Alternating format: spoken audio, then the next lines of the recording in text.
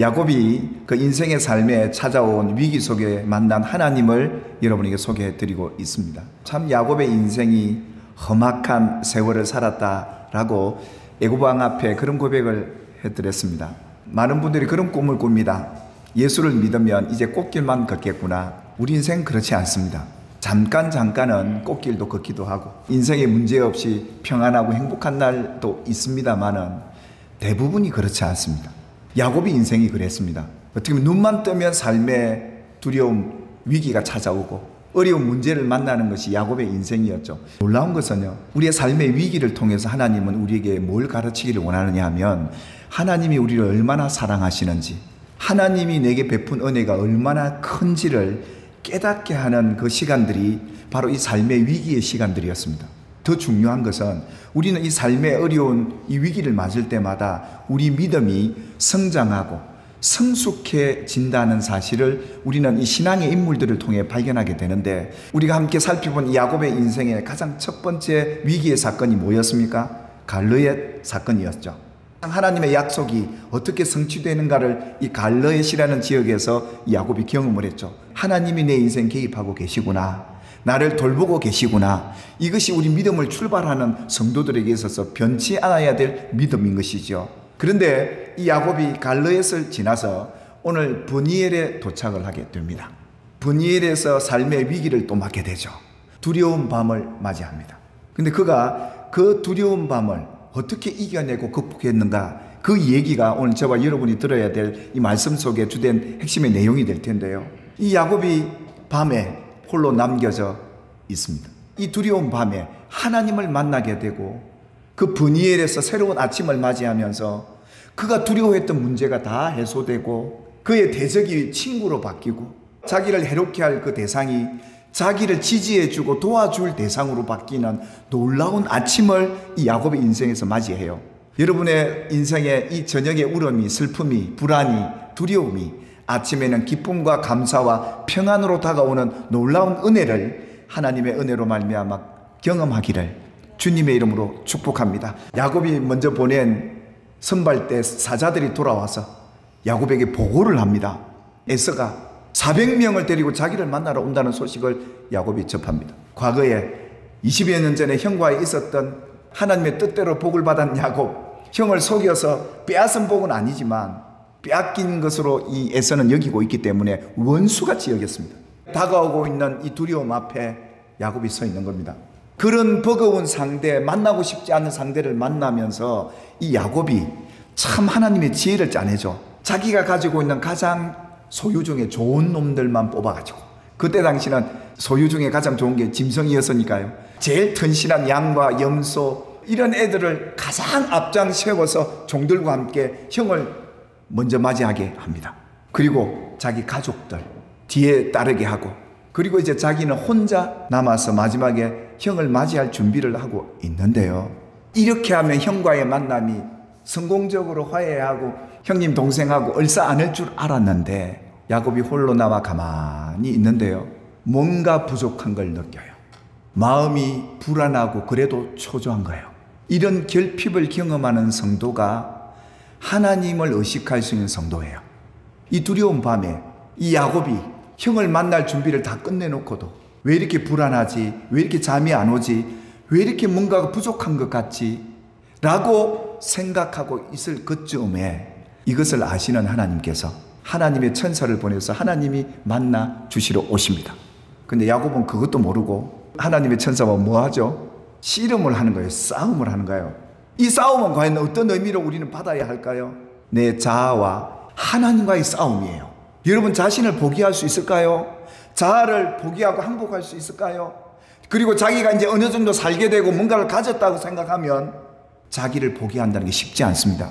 결국은 우리 인생의 성패는 어떻게 좌우되느냐, 내 자신이 하나님 앞에 항복하느냐, 이 싸움이거든요. 야곱에게는 하나님의 백성들이 가져야 될 중요한 마지막 신앙의 보루와 같은 믿음의 자세를 가르쳐 주는 거죠. 가졌던 가지지 못했던 우리가 하나님을 전적으로 의지하는 믿음을 가지면요, 불안하지 않습니다. 초조하지 않아요. 근데 뭔가 내게 힘이 있고 가진 것이 있으면 이것으로 자기들은 해결될 수 있다고 생각하기 때문에 이 야곱은 이 생각 속에 있다 보니까 영적인 결핍을 맞이하죠. 그게 밤새워 자기를 못 내려놓는 거예요. 그러니까 씨름한다는 건 내 인생에 아직도 내 자아가 살아서 하나님과 싸움을 벌이고 있는 거죠. 그런데 얼마나 야곱이 강했던지 이 천사가 못 이겨요. 그런데 이 천사가 마지막 그에게 한 방을 날립니다. 환도뼈를 탁 칩니다. 야곱이 그때서야 깨달아요. 이 모습으로는 내가 살아낼 수 없습니다. 내 가족도 못 지킵니다. 당신이 내게 축복하지 않으면 가게 하지 아니하겠나이다. 여기서 이 야곱의 불안과 인생의 가장 힘든 시간을 보내고 있는 이 야곱의 심령을 알 수 있어. 이 간절함을 볼 수 있어요. 왜 천사가 야곱의 환도뼈를 쳐야 했을까요? 그렇지 않으면 야곱은 포기하지 않거든요. 자아를. 오늘 하나님의 천사가 여러분에게 많은 걸 치셔요. 때로는 물질을 치세요. 물질을 가져가세요. 어떤 분은 마음에 큰 아픔과 상처, 장애를 얻게 하세요. 하나님은 왜 이러실까요? 하나님만을 전적으로 의지하는 그런 사람으로 하나님 세우기 위해서 이 환도뼈를 딱 치는 거예요. 때로는 물질을 가져가기도 하고 건강을 가져가기도 하고 때로는 자식까지도 데려가시는 분도 계세요. 왜 그러실까요? 우리를 사랑하시기 때문에. 하나님만을 의지하고 살아야 네가 세상을 승리하며 살아갈 수 있지 않느냐, 이걸 보이시는 거예요. 그러니까 야곱이 그때서야 어떻게 해요? 당신 없이는 못 삽니다.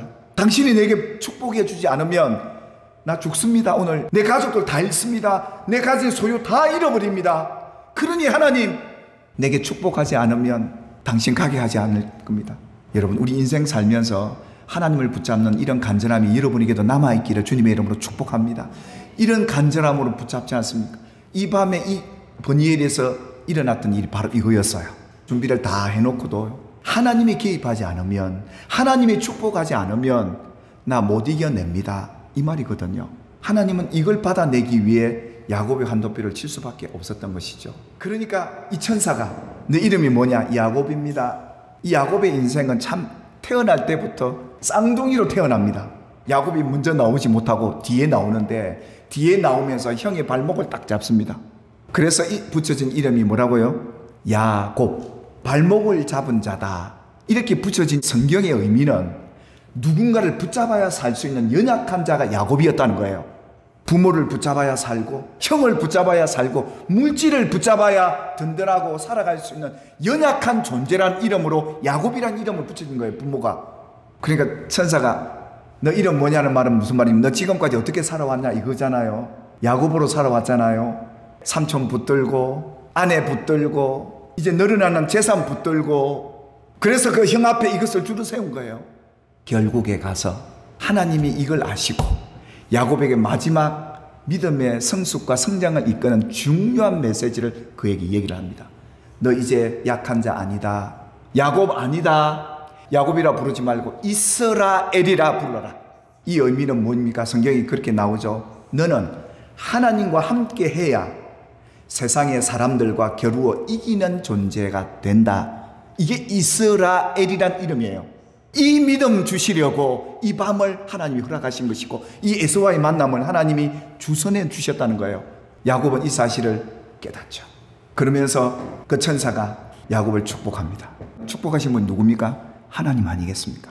응답해 주셨다 이겁니다. 그래서 야곱이 그곳 이름을 잊지 못할 버니엘이라, 내가 하나님과 대면하여 만나서 내가 이스라엘로 살아갈 수 있는 그 밤이었구나. 그래서 야곱은 이 밤, 이 두려운 밤에 이 버니엘에서 하나님을 만남으로 그의 아침이 얼마나 바뀝니까? 밤이 지나고 해가 돋아 아침이 오는데 정말 하나님이 복 주신 대로 형이 나타나자마자 그를 얼싸안고 그를 죽이려 했던 그 원수가 자기를 위하고 자기를 도와주겠다고까지 하고 나타난 겁니다. 이게 하나님의 개입 아니면 어떻게 가능하겠습니까? 하나님이 그 밤에 복 주신 이 복의 열매를 보게 되고 기쁨으로 평안으로 맞이하는 이 아침을 야곱이 맞게 되었던 것이죠.